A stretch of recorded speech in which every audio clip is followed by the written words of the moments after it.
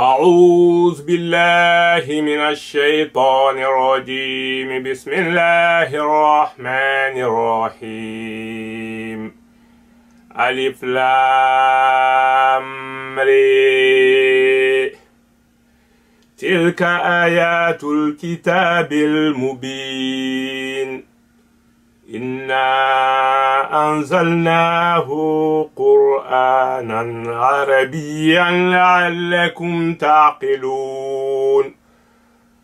نحن نقص عليك أحسن القصص بما أوهينا إليك هذا القرآن وإن كنت من قبله لمن الغافلين.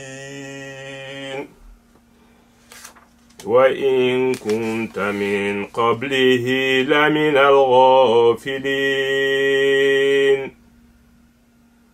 إذ قال يوسف لأبيه يا أبت إني رأيت 11 كوكبا والشمس والقمر رأيتهم لي ساجدين. قال لا تقصص رؤياك على إخوتك فيكيدوا لك كيدا. قال يا بني لا تقصص رؤياك على إخوتك فيكيدوا لك كيدا إن الشيطان للإنسان عدو مبين. وكذلك يجتبيك ربك ويعلمك من تأويل الأحاديث ويتم نعمته عليك وعلى آل يعقوب كما أتمها على أبويك من قبل إبراهيم وإسحاق إن ربك عليم حكيم. لقد كان في يوسف وإخوته آيات للسائلين.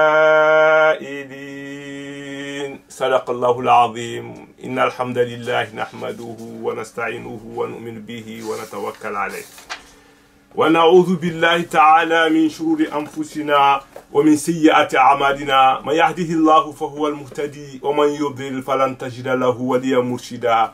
وأشهد أن لا إله إلا الله وحده لا شريك له وأشهد أن محمدا عبده ورسوله بلغ الرسالة وأدى الأمانة وجاهد في الله جهاده حتى أتاه اليقين. السلام عليكم يا إخوة المسلمين والمسلمات. نحييكم بتحية الإسلام تحية من عند الله مباركة طيبة. اليوم سنقص لكم قصة سيدنا يوسف عليه السلام الذي قال النبي في شأنه الكريم ابن الكريم يوسف بن يعقوب بن Ishaq بن Khalilullah Ibrahim. Aujourd'hui, je vais vous expliquer le récit de Youssouf, Sénat Youssouf, celui dont le prophète Mohammed sallallahu alayhi wa sallam a dit à son sujet, c'est lui le meilleur, le plus noble, le fils du plus noble, le fils de messager de Dieu et l'ami intime de Dieu,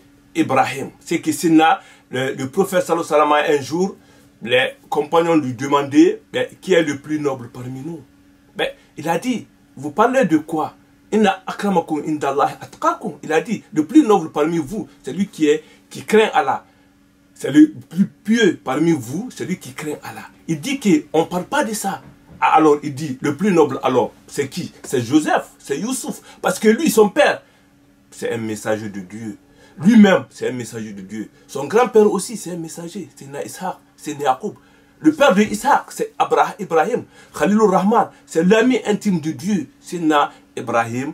Lui aussi, c'est un messager de Dieu. Bon, donc, c'est Youssoufa. Aujourd'hui, je vais vous expliquer un peu son histoire en langue française. Comme vous voyez, aujourd'hui, je vais vous expliquer l'histoire de Joseph en langue française. Mais avant de rentrer dans l'histoire de Sénat Youssouf, il faut commencer d'abord à ses aïeux, ses ancêtres, son grand-père Abraham, Sénat Ibrahim. On le sait, on a beaucoup parlé de lui. Sénat Ibrahim, il a eu 2 enfants. Son premier enfant qui s'appelle Ismaïl, c'est le grand-père des Arabes. Le deuxième, c'est Ishaq. Il a eu d'autres enfants. Mais les deux enfants qui sont connus et reconnus chez tout le monde, c'est les deux là, Ismaïl et Ishaq. Bon, donc, Isaac là, comme on dit, le disaient les Français, Isaac. Nous, les Arabes, on dit Ishaq. Bon, donc, Ishaq a eu deux enfants. Le premier, il s'appelle Issou. Le deuxième, il s'appelle Yacob. Les deux là, on dit que c'était des jumeaux. Les jumeaux là, quand ils sont nés, après, ils sont grandis. Quand Isaac a eu un certain âge, il a dit à son enfant, qui s'appelle Issou, qu'il adorait, selon les récits des Ahlul Kitab. Les gens des livres, ils ont dit que ça c'est leur récit. Ils ont dit que Isaac aimait beaucoup son fils Issou. Mais sa mère aussi aimait beaucoup Jacob. Quand il a atteint un certain âge, il a dit à son enfant Issou, va, parce que lui c'était un bon chasseur. Il a dit, il faut aller chasser un animal, tu m'amènes, je vais le manger et je vais faire une invocation pour toi. Quand il a fait ça, il a dit ça à son enfant Issou. Issou est parti chercher ce que son père lui a demandé. Après, la maman a dit à son fils Jacob qu'il préfère. Il a dit, va, lui aussi, c'est quelqu'un qui avait des bétails. Il a dit qu'il va prendre un anneau parmi de tes bétails. Et le gorge, tu le prépares, tu viens, tu le donnes à ton père. Il va le manger pour qu'il prie pour toi. Il invoque Dieu pour toi. Mais Jacob, il a fait ça. Quand il a fait ça, son père a fait l'invocation pour lui. Tous les invocations, il a dit que je demande Dieu que tu sois leader de notre famille, que tes descendants soient des messagers et des préfets de Dieu. Alors, lui, il est parti.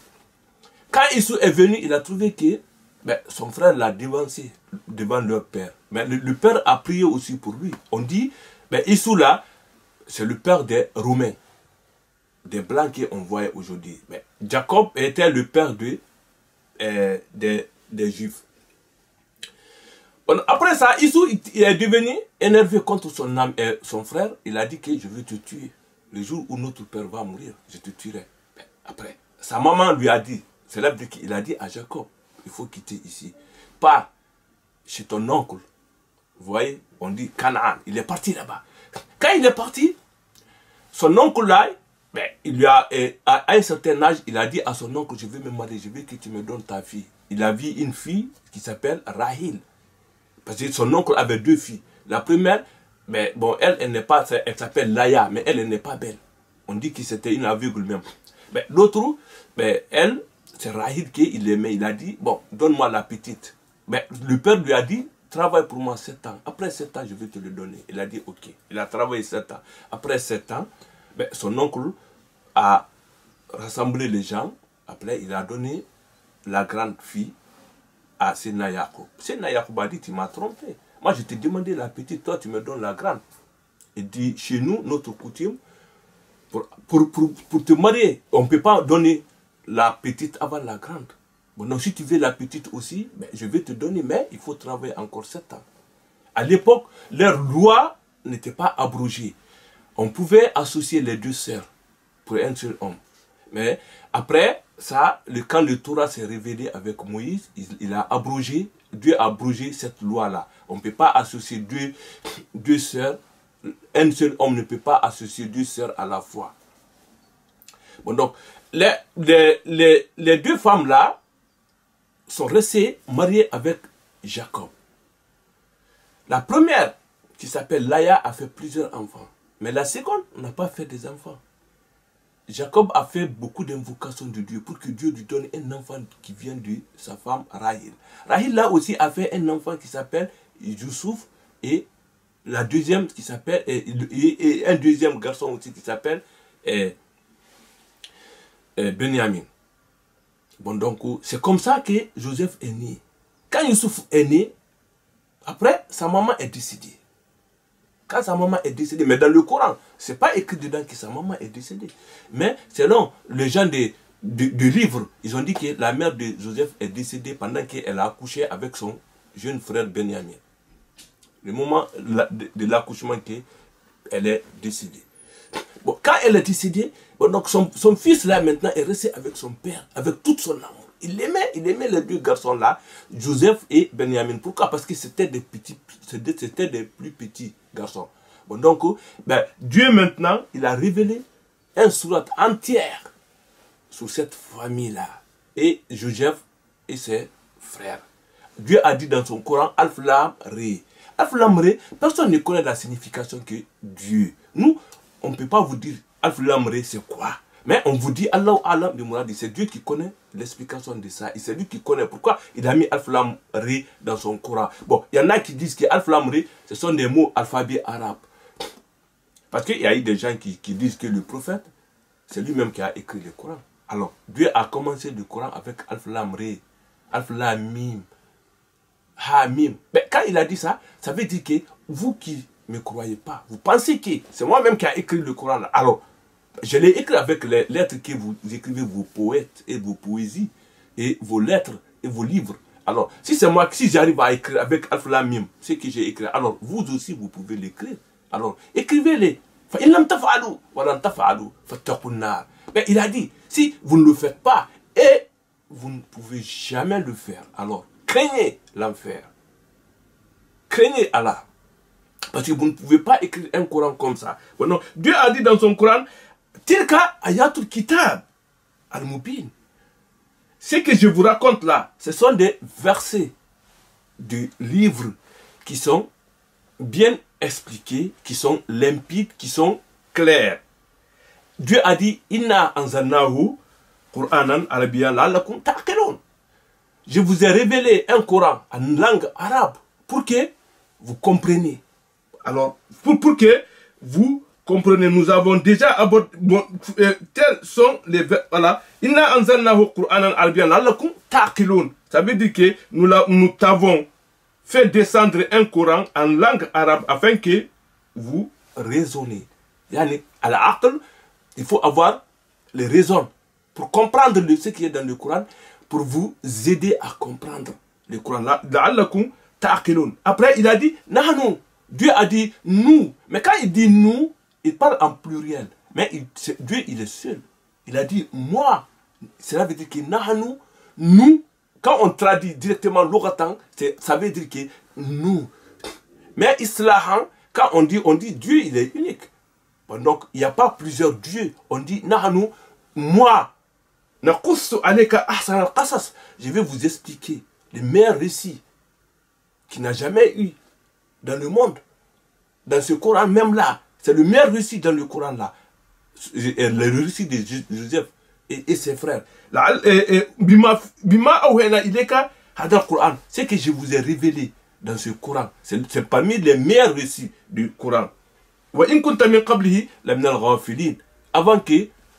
ce Coran-là, que tu ne savais rien.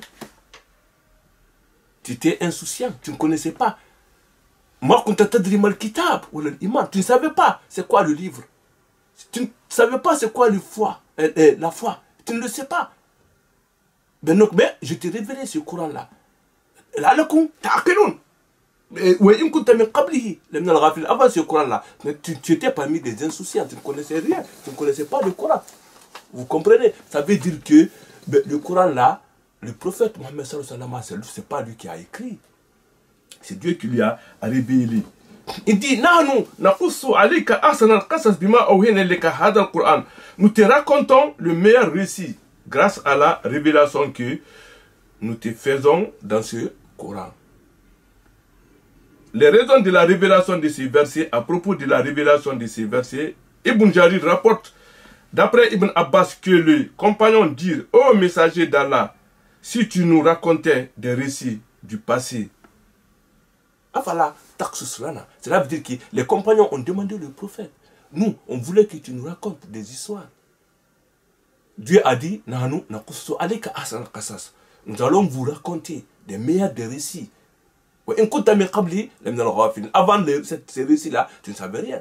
Tu étais insouciant, tu ne connaissais pas, tu ne connaissais rien, tu ne savais même pas c'est quoi le livre, c'est quoi la foi, c'est quoi l'unicité d'Allah, tu ne savais rien. Les jours où le prophète sallallahu alayhi wa sallam, il est parti au mont Hira, quand il faisait l'adoration, quand il pensait à Dieu, quand il pensait qui a créé le ciel la terre, qui a créé l'homme.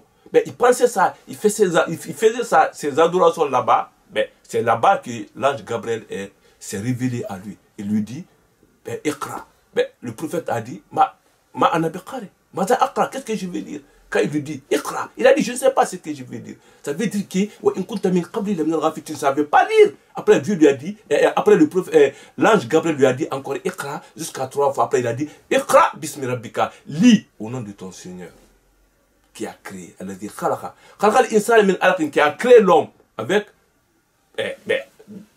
du sang. Vous comprenez? Bon, donc, il a dit il lui a ordonné de lire. C'est en ce moment, après la révélation que le prophète Mohammed savait lire, connaissait la lecture. Il a appris à lire, c'est Dieu qui lui a appris. C'est Dieu qui lui a révélé le Coran là. Voilà. Bon, maintenant, on rentre dans le sujet de Joseph. Il a dit au prophète, le moment où, quand Joseph a dit, Abihi à son père, il dit, Ya Abat, oh père, inni, il a dit, moi, j'ai vu 11 astres dans mon songe, dans mon rêve. Ça veut dire que 11 astres, j'ai vu le soleil et la lune. Je les ai vus, ils se sont prosternés devant moi. Sinon, Youssouf, un jour, un matin, il y en a qui disent qu'il avait 8 ans, il y en a qui disent qu'il avait, il avait 12 ans. Il a fait un rêve. Quand il s'est réveillé, il est venu voir son père. Il a expliqué son rêve à son père. Il a dit, mon père, j'ai vu 11 astres. Les 11 astres là sont les 11 enfants de Jacob. C'est lui le 12e. Parce que je vous ai expliqué que Jacob, il avait 12 garçons. Le 12e, c'est Youssouf. Lui, il a vu 11 astres qui se prosternent devant lui. La lune et le soleil se prosternent aussi en même temps.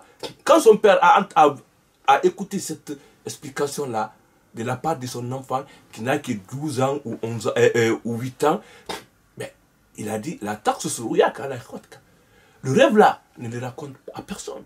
Surtout, il ne faut pas raconter ça à tes frères.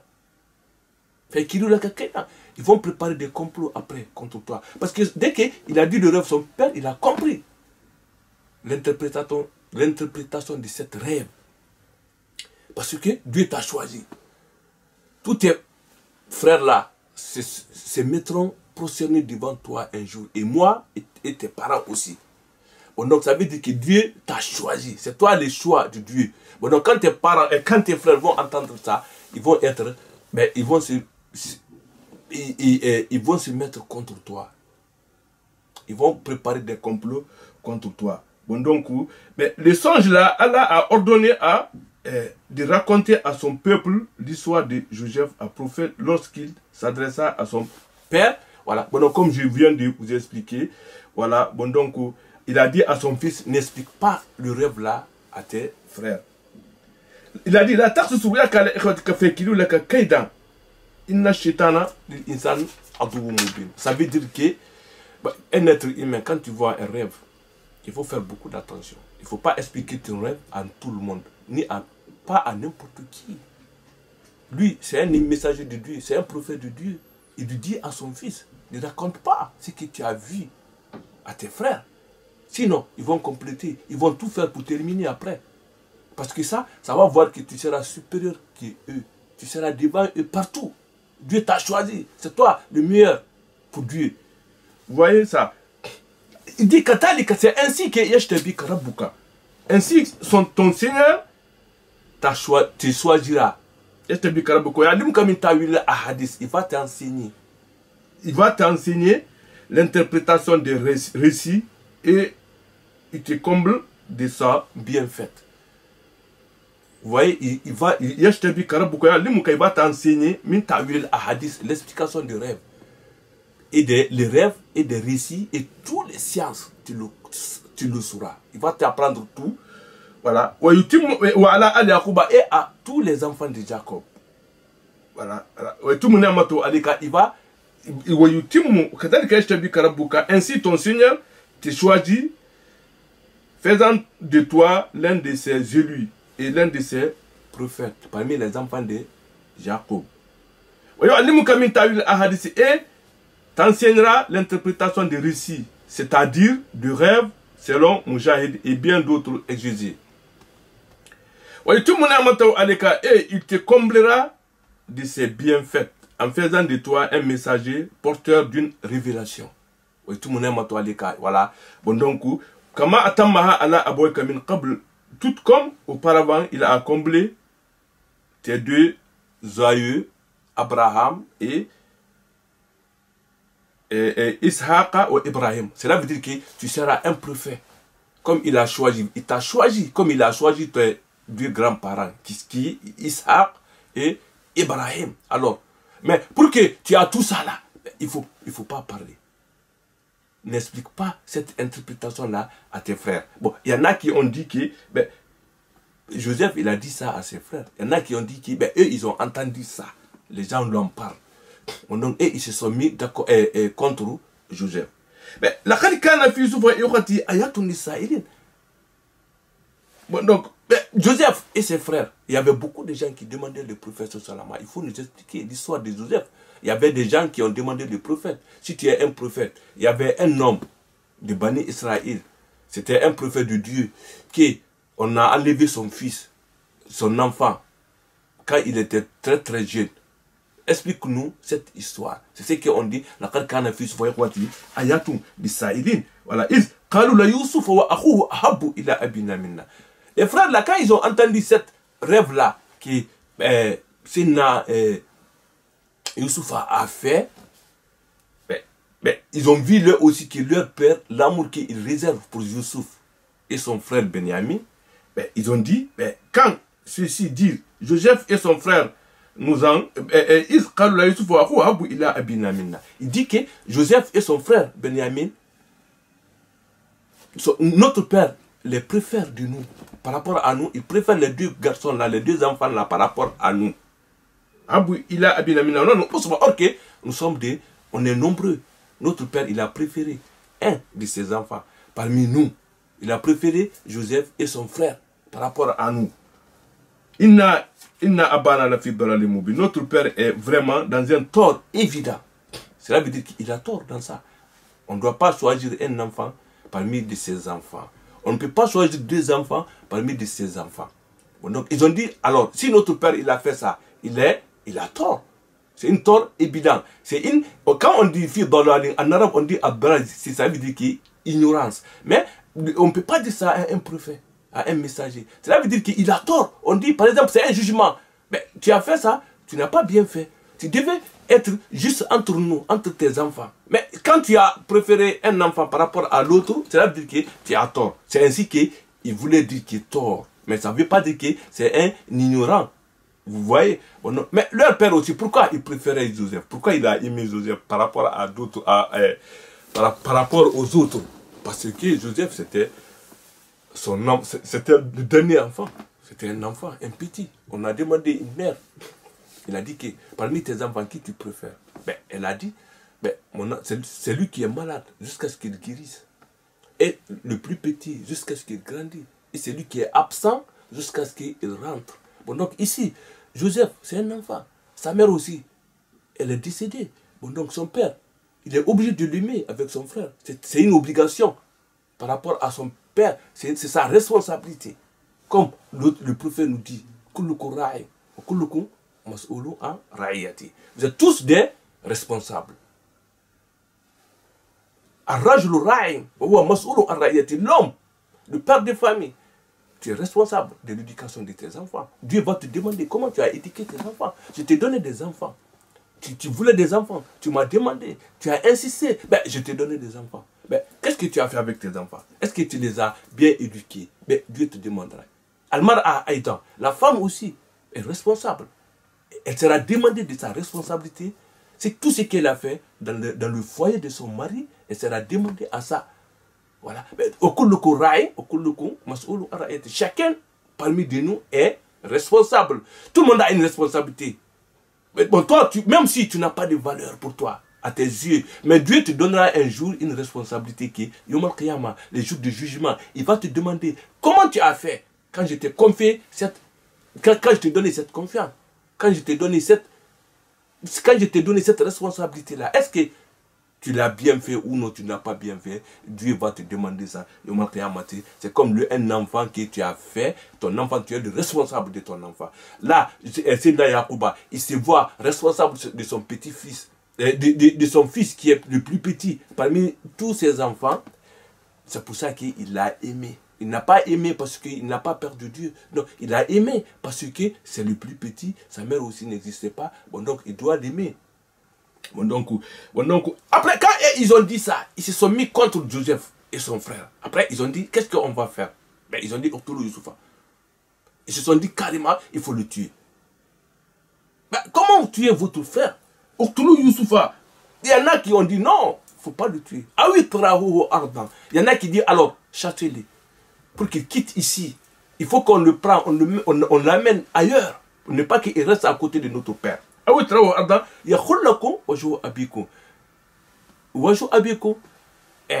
le visage de votre père sera réservé pour vous seulement quand vous allez le chercher auprès de lui. Ou non, si vous allez le tuer. Mais voilà. Il y en a qui ont dit, il ne faut pas le tuer. Il y a un parmi eux qui a dit. Il y en a qui disent que lui, c'est Yahouza. Il y en a qui disent c'est Robin. Donc, Allah Alam, qui a dit? Il a dit, la taqtulu Youssoufa, il ne faut pas tuer Joseph. C'est votre frère. On ne peut pas tuer son frère. On n'a pas le droit de tuer son frère. Tu es né avec lui. Vous êtes de même père. C'est un enfant. C'est un bébé. Par rapport à son âge, par rapport à vous, comment vous pouvez le tuer? La taqtulu Youssoufa, il a dit, ne le tuez pas. Quand il a dit ça, la taqtulu Youssoufa, il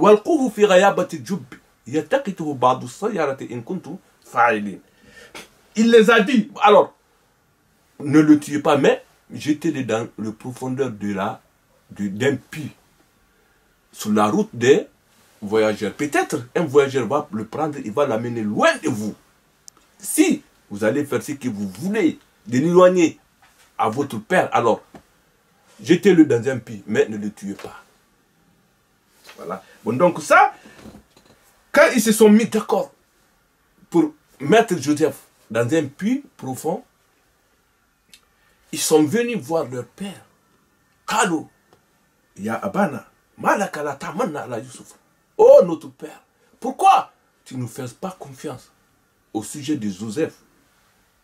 Nous serons bien avec lui. On allait bien s'occuper de lui. On va bien le conseiller, on va bien s'occuper de lui. Laisse-le avec nous demain. Envoie-lui avec nous demain. Yarta, ben, il va manger avec nous des petites choses. Il va jouer aussi. Nous allons le protéger. Rien ne lui arrivera. Il ne faut pas avoir peur. Laisse-le avec nous. Mais ça, c'est un mot, c'est un complot par rapport à leur père. Mais leur père, il ne voulait pas se séparer de son fils, qu'il aime tant. Il ne veut pas se séparer de lui.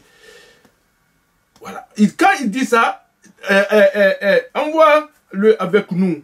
Laisse-le venir avec nous demain. Nous allons s'occuper de lui bien. Nous veillons sur lui. Nous le protégerons et veillerons sur lui pour t'agréer. Voilà. Donc, quand ils ont dit ça à leur père, le père a dit, Inni la yahazununi. Ça, c'est un mot qui fait beaucoup pitié. Déjà. Il dit, Inni la yahazununi antadhabu bihi. Il dit, certes, je m'attristerai que vous l'amenez et je crains que le loup ne le dévore. Déjà, même si vous le prenez pour 24 heures seulement, pour 24 heures seulement, ça va m'attrister. Je vais être triste de l'absence de Joseph. Il n'a pas caché ça. Ça veut dire qu'il n'a pas tort d'aimer son fils. C'est Dieu qui a créé l'amour. Tu peux aimer ta femme, tu peux aimer ton enfant, tu peux aimer ton père, tu peux aimer n'importe qui. Voilà. Donc Dieu a fait que Joseph Jacob aime son fils là. Il a dit que même si je me sépare de lui pour une seule journée simplement, ça va m'attrister. Mais j'ai peur aussi que le loup ne le mange, ne le dévore. Au moment où vous serez absent, vous serez loin de Joseph. Quand il a dit ça, moi je serai triste. Certes, je m'attristerai que vous l'amenez loin de moi. J'ai peur que les loups ne le dévorent le moment où vous serez loin de lui. Et ils ont dit, ils ont dit, si les loups le dévorent, et nous sommes des grands gaillards, on est un nombre on est plus de 10 personnes, ben, ça trouverait que, ben, dans la race, on sera perdant. Un loup ne peut pas manger notre frère devant nous. On est fort, on est puissant. Les enfants de Jacob, ils étaient forts. Un seul enfant peut se bagarrer avec plusieurs personnes.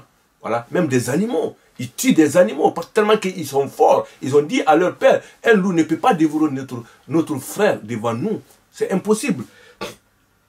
Ben, quand ils ont dit ça, ils ont insisté auprès de leur père. Ils ont tout dit. Ben, après, leur père, il a accepté. Ben, quand il a accepté, il a habillé Joseph.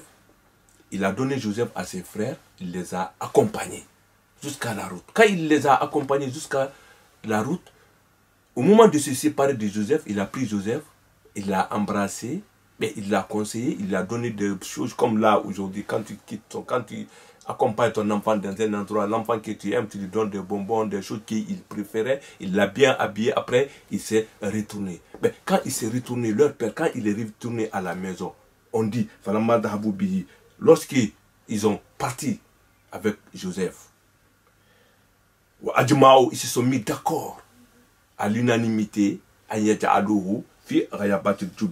qu'il faut le mettre dans le profondeur du puits, là où il fait noir, avec du ténèbre, il n'y a rien dedans. Un enfant de 8 ans, vous le mettez dans un puits.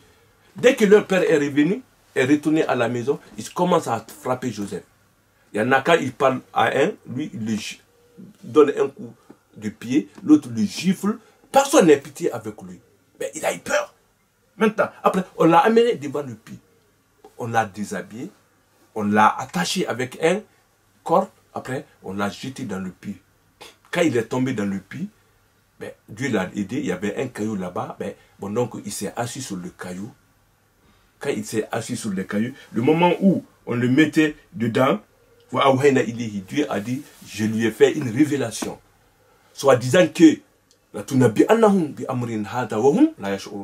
tu vas de parler de ce qu'on te fait là aujourd'hui. Au moment où ils ne savent rien. Il ne saura pas que c'était toi. Le moment où tu seras un grand par rapport à ce que Dieu va te donner. Dieu a dit ça à Joseph. Pourquoi il a fait cette révélation? Pour que Joseph soit patient. Pour ne pas qu'il a de la tristesse. Pour qu'il a de la patience et l'endurance. Pour supporter ce qu'il endure. Déjà, à l'âge de 8 ans, il commence à souffrir. Cela veut dire qu'on ne peut pas être un grand sans souffrir. Vous voyez, Dieu lui a fait cette révélation-là. Il a dit,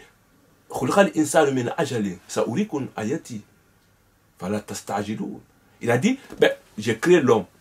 L'homme est toujours précis. Mais je vous montrerai mes signes. Je vais vous te donner des rêves qui vont te montrer que bon, là aujourd'hui je suis en difficulté. Mais demain Dieu va m'aider. Il te fera ça. Il a dit à l'homme, il ne faut pas te presser. Dieu va t'aider. Dieu a dit à Joseph, tout ce qu'on te fait là, un jour tu vas les rencontrer. Ce qu'ils t'ont fait aujourd'hui, mais le jour-là, ils ne vont pas te reconnaître. Ils ne vont même pas savoir que c'était toi. Et au moment-là, ils penseraient que toi, tu es mort. Vous voyez? Au moment-là, ça trouverait qu'ils ne savent rien. Bon, donc, mais maintenant, ils ont laissé Joseph dans le puits.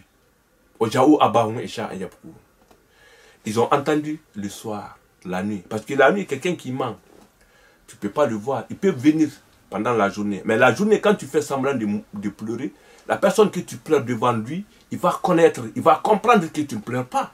Il va comprendre que tu fais semblant de pleurer, que tu ne pleures pas. Alors, ils sont venus voir leur père pendant la nuit, en pleurant.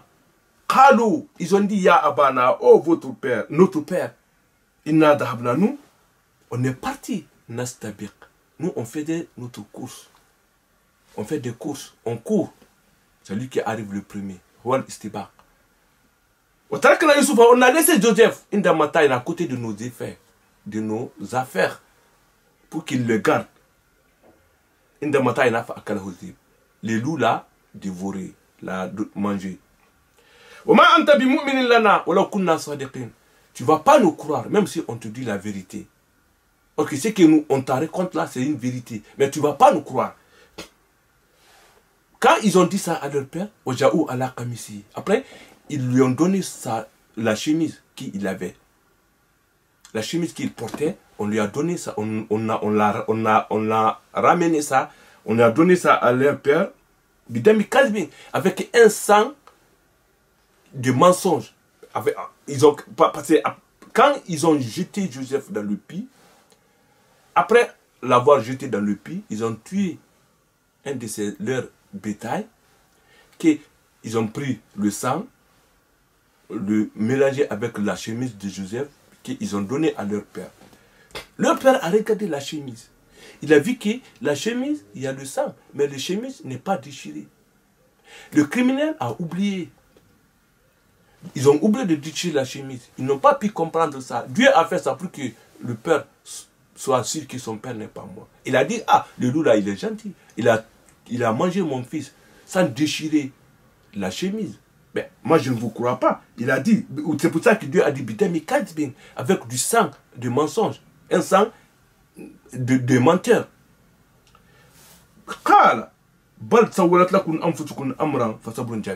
Il a dit, votre âme vous a embelli quelque chose. Mais moi, je dois patienter. La patience est la plus beau. Il a dit, voilà, il a dit,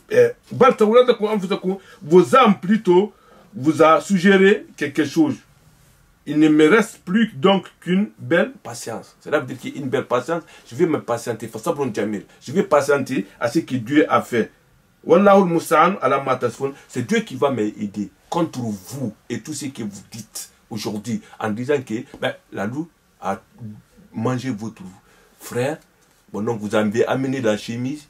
Il y a du sang, mais la chemise n'est pas déchirée. Il n'a rien. Bon, donc ça. Pourquoi les frères là ils ont fait ça? C'est ça qu'on dit al-hasad. Al-hasid, l'envieux. L'envieux, c'est quoi? C'est comme une essence avant tout. Il va brûler. Quand on met le feu à l'essence, qui va brûler le premier? C'est l'essence qui va brûler avant qu'il brûle la personne qui doit brûler. L'envieux, ils ont envieux, ils ont tué, ils ont jeté leur frère dans le puits. C'est qu'ils voulaient le tuer. Quand tu mets un enfant de 8 ans dans un puits, après, ils ont mis les cailloux dedans. Cela veut dire qu'ils veulent le tuer. Vous voyez? Parce que Dieu voulait faire ce qu'il veut. Eux, ils ne peuvent pas se mettre à la volonté de Dieu. Ils ne peuvent pas se mettre devant la volonté de Dieu. Ce que Dieu veut faire, il va le faire. Si Dieu est avec toi, qui peut être contre toi? Si Dieu est contre toi, qui peut t'aider? Alors, Seigneur Youssouf, Dieu était avec lui. Dieu va le dire. Il va le protéger. Il va s'en sortir dans ces puits-là. Il va avoir d'autres problèmes encore, qui seront encore plus difficiles que ici. Il va faire la prison. Il aura la tentation d'une femme qui voulait se coucher avec lui, mais il va refuser. La femme là va tout faire pour qu'on le mette en prison. Vous voyez, ça c'est la plus grande tentation d'un être humain. Mais il va réussir tous les examens là que Dieu va mettre devant lui. Après, Dieu va dire, voilà. Voilà. Il a dit que c'est ainsi que j'ai donné à Joseph. Je l'ai appuyé, je lui ai donné ma cana. Cela veut dire que Dieu te donne un endroit, une place, des endroits. Ma cana, il t'a donné la possibilité de va-et-vient. Tu n'as aucune difficulté sur cette terre-là. Il t'a tout donné. Pourquoi? Parce que tu as obéi à Allah. Vous voyez, quand on obéit, on respecte Allah. On ne fait pas ce que Dieu ne veut pas qu'on fasse. On fait ce qu'il nous a ordonné. On laisse ce qu'il nous a interdit de faire. il va te donner tout ce que tu veux. C'est ce que Dieu a fait à Joseph. Mais bon, donc le reste de l'histoire, on va continuer, Inch'Allah, aujourd'hui. On va s'arrêter ici. بصدق الله العظيم وبلغ رسول الكريم ونحن على ما قال ربنا وخالقنا ورزقنا مولانا من الشهيد اللهم ربنا تقبل منا انك انت السميع العليم وتب علينا انك انت التواب الرحيم واغفر لنا ذنوبنا انك انت الغفور الرحيم اللهم اهدنا فيمن هديت وعافنا فيمن عافيت وتولنا فيمن توليت وبارك لنا فيما اعطيت وقنا واصرف عنا برحمتك شر ما قضيت فانك تقضي ولا يقضى عليك انه لا يعز من عاديت ولا يذل من واليت تبارك ربنا وتعاليت لك الحمد على ما قضيت ولك الشكر على ما أنعمت نستغفرك اللهم ونتوب إليك سبحان ربك رب العزة عما يصفون وسلام على المرسلين والحمد لله رب العالمين